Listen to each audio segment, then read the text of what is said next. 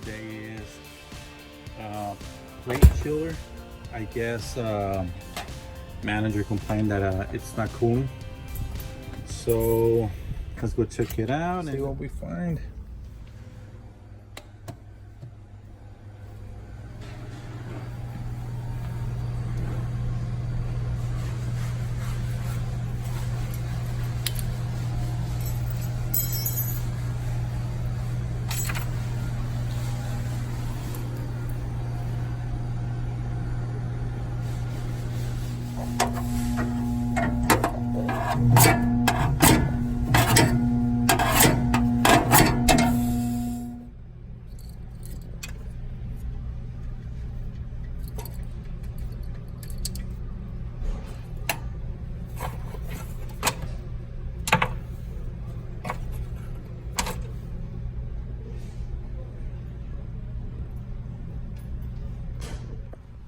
Man, that unit was completely taken apart.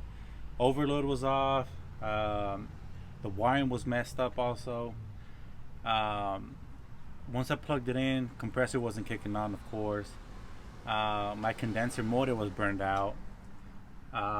So what we're gonna have to do is get a quote out to replace the whole thing, because in my experience, what has happened to me before is you replace one thing, another thing's gonna go out too, because you don't know what the history of that unit is. So like I said, I'm gonna go ahead and recommend everything. And I know those units you're able to pick them up from the top, take the whole thing off, and be able to work on them too, because it's all one whole system. Luckily, this manager just took over the franchise, especially this type of franchise, and he's replacing a lot of the things that are pretty damaged on this type of stores. So like I said, I'm gonna go ahead and recommend everything and go from there. I just got my new gauges, because if you guys remember, the other one's broke. It's the SM480V. Pretty cool. Way smaller though. Feels stronger too. Let me put this one in.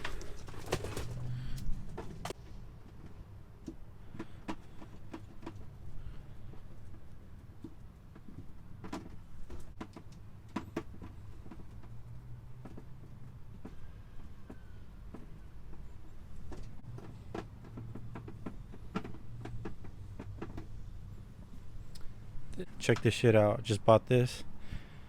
Pretty cool labeler. So I'm gonna put my name.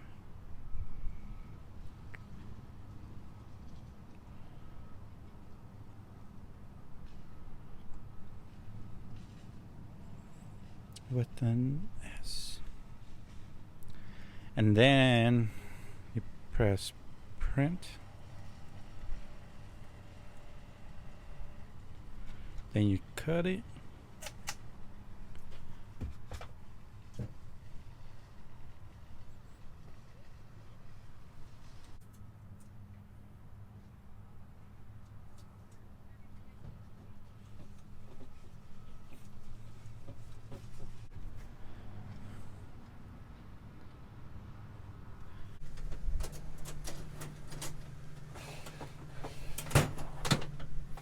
Now just put it right here.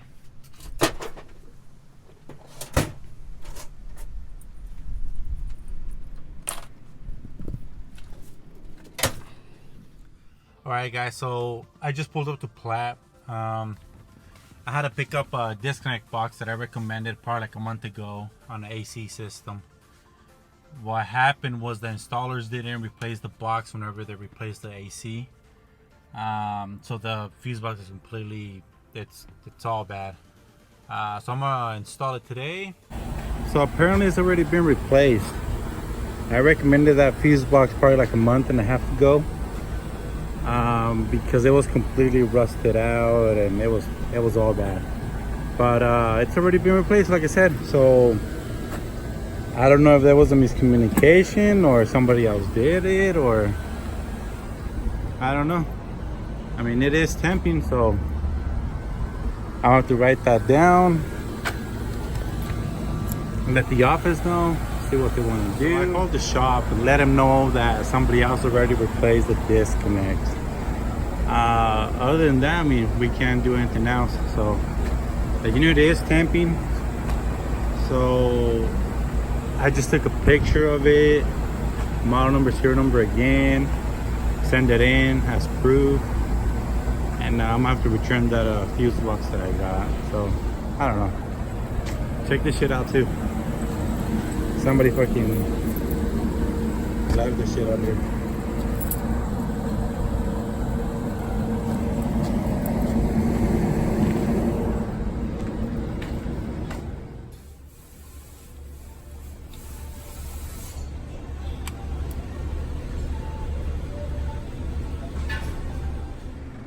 Alright, yeah, so I'm up here in the roof now. I guess the front of the house is not cooling. Thermostat was satisfied, so I dropped it down to 70 from 72. It's on. I can feel the blower running though. Oh shit. See what we find.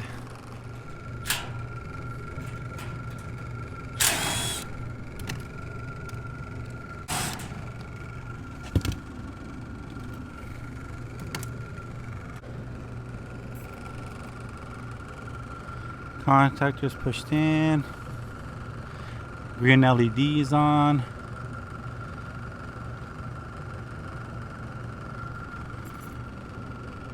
Nothing seems to be out of the ordinary.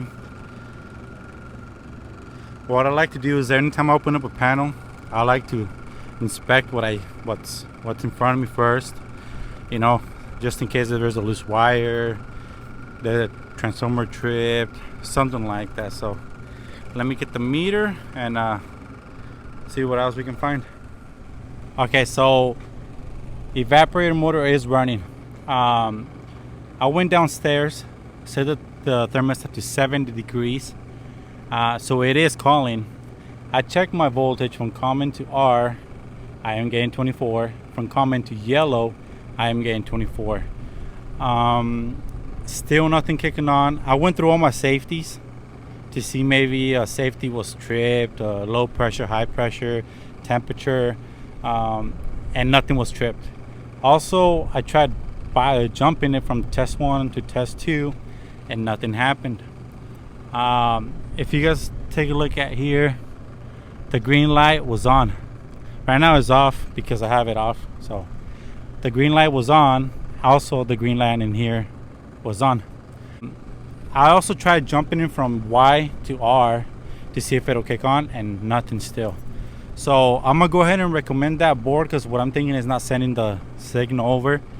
I also checked on my coil, nothing. So I'm gonna go ahead and recommend it. I'm also on hold for tech support from Train. I'm waiting for them to call me back just for me to verify, especially on the board, because they're pretty pricey, as we all know. Another thing, condenser is completely clogged up. Inside is completely clogged up. Also, you're able to split it, so most likely if I'm the one that comes back to replace the board, I'm gonna go ahead and split it, wash it from the inside out, and that's pretty much it. I'm gonna go ahead and wait for tech support to call me back just to verify. And also, it's not on, it doesn't have the economizer, so I know it's not on free air or any of that stuff. So because a lot of times what happens, that economizer is on, so everything's off over here for pulling free air from the economizer. So I know it's not that because it doesn't even have one. So okay, so a quick recap of what just happened. I got a hold of tech support. I did verify everything. Also, I checked the relay just in case some of you were wondering. Checked the relay, everything was fine. So they did recommend for me to replace that board. Like I said, when it comes to boards, things like that I like to verify with manufacturer. Maybe because I might miss a step or something. And hopefully I'm the one that comes back and installs it. That way I'm able to show you guys when it starts up and everything. Like I said, I checked all the safeties. It did have refrigerant. I bypassed low pressure, high pressure, temperature ones, everything, and still wasn't kicking on. So I just had to call tech support, verify, get all the information. That way we can get a quote out and hopefully come back and install it. So now I'm on my way to an ice machine that is not producing ice. So it's a pretty busy restaurant, so hopefully I'm able to record it, because those ice machines are like 8 feet tall, so they're pretty big. And yeah, hopefully I'm able to record it and show you guys how that ice machine operates and things like that. Let's go.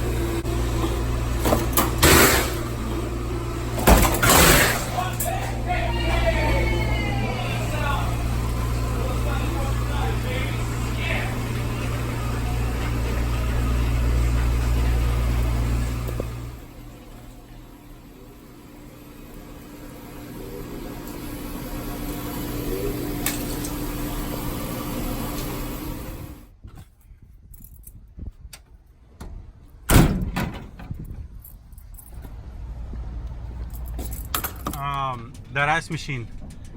I got there was no water flowing. Opened it up and found one of the lines disconnected. So basically, water wasn't circulating. Right away, I noticed that ice machine was in really bad shape.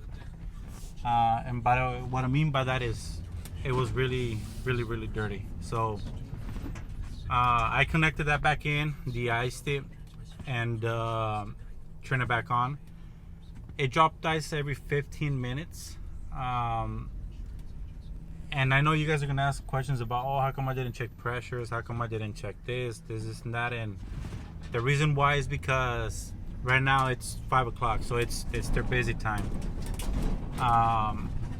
And I just had to get the unit up and running as soon as possible, because as you guys can see, the bin was completely empty. Also, it's already been scheduled for a maintenance for tomorrow. So somebody tomorrow is going to come and do a deep clean on it, and then we'll be able to check, everything else, pressures and everything else, basically. So yeah, that's the reason why I didn't check no pressures and anything else on the roof.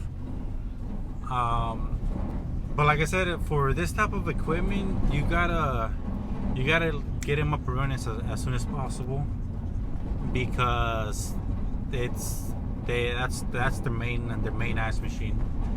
I couldn't do a whole cleaning right now because this company takes about 8 hours, almost to 8 hours to do a full deep clean on those type of ice machines.